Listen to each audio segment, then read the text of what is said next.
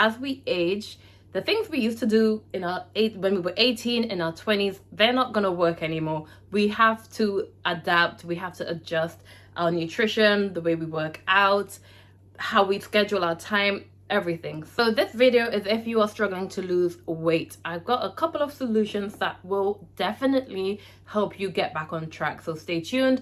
I'm going to break them down one by one. One, you're not actually in a calorie deficit. This is the main reason I've found that women are not losing weight. At the end of the day, weight loss, fat loss, it's a game of calories in versus calories out. So calories in, of course, it's going to be what you're consuming, how much calories you're eating day by day in a total of a week, okay? Calories out is how active are you? Do you lead a sedentary lifestyle where your job requires that you sit down a lot, or are you quite active? All of this, you need to take it into account, okay? So the best way to make sure that you are in a calorie deficit and that you are on track to losing weight is by tracking your calories and your activity. I use an app called MyFitnessPal, but there's a lot of different apps out there. This is my number one tip to my clients. This is the number one thing I make them do. I make them download MyFitnessPal or an equivalent app so they can track what they're eating in a day, so I can make sure that they are following the meal plan that I have set for them. If you're not eating in a calorie deficit, you're not going to get results. The only other way around not being in a calorie deficit is by making sure your activity outweighs what you're doing. So, for example, if your maintenance calories is 1600 and you want to keep it at 1600, you still need to track your calories, make sure you're eating 1600 calories, but you would need to make sure that you are burning calories by being active. So that could be walking, that could be resistance training in the gym, it could be swimming, it could be doing jumping jacks in a circle in your house. It doesn't really matter, but you need to make sure that you are doing an activity that makes sure that you are under your maintenance calories. So that's the first tip.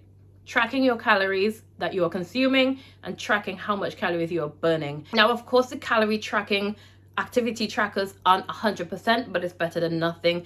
I use my Apple Watch, but I also have an app called Steps, and I make sure that I hit my personal goal of at least 8,000 steps a day. For me personally, I do a mixture of both. I make sure I'm in a calorie deficit through my nutrition, and I also make sure I'm in a calorie deficit with my activity, and that way I've got two ways of making sure that I'm in a calorie deficit. So I definitely recommend that you guys make sure that you are tracking your calories. Honestly, it's the most efficient way of losing weight, tracking your calories. That way you're not wasting time. You know each day that you are in a calorie deficit, and you also know why you're not in a calorie deficit and what changes that you would need to make. The second reason that you are not losing any weight is what I call quiet calories. So quiet calories are the little things that seem like they're not going to be a lot of calories, but they are. That could also include products that call themselves healthy, and there are tons of them out there. Here's some, just to list a few. They come across as healthy in marketing. However, they have no nutritional value and they're actually really high in calories. But it can also be healthy foods such as these that are quite high in calories. I'm not saying that these foods are bad for you or they're not healthy or you shouldn't enjoy them. I'm all for a balanced, healthy lifestyle. All I'm saying is that although these foods seem like they don't carry much calories, they do. And so for that reason, a lot of us don't track them. So we've got things like coffee creamers, even peanut butter, spreads, condiments such as ketchup. They can all be really heavy on the calories, and so we tend not to track them, and that's how the calories pile up. So that's what quiet calories are, and that's why it's important to track your calories, okay? Track how much you are eating, because a lot of my clients are surprised by how much they're eating in a day. You know, they think they're in a calorie deficit, but these little things, they add up, guys. So definitely pay attention to them. The third reason why you may not be seeing weight loss is because you're actually building muscle. So if you think about it, everything weighs something, even air weighs something.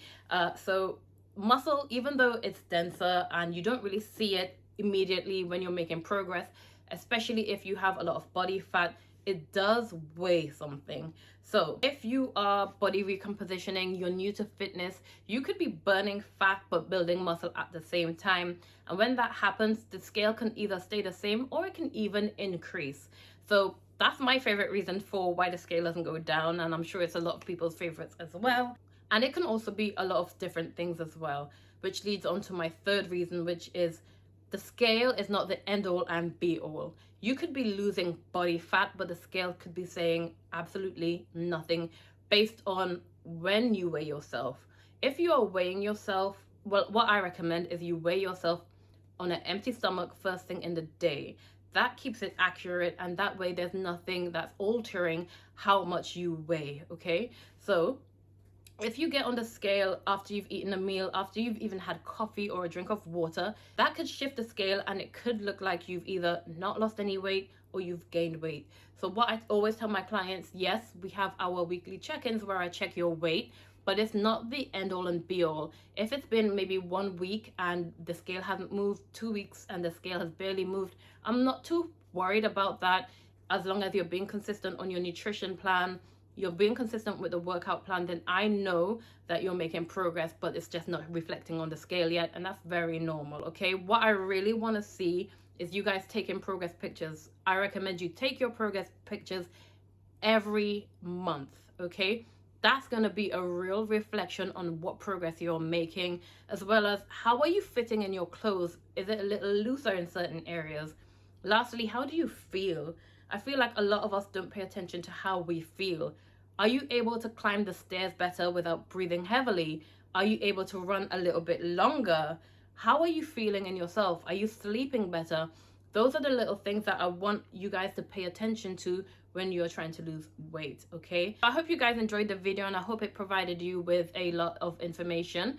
Make sure you like, comment, and subscribe. I've got a lot more videos coming that will help you guys on your fitness journey. And if you guys need that accountability and you need a plan, make sure you hit the link in the bottom to work with me directly.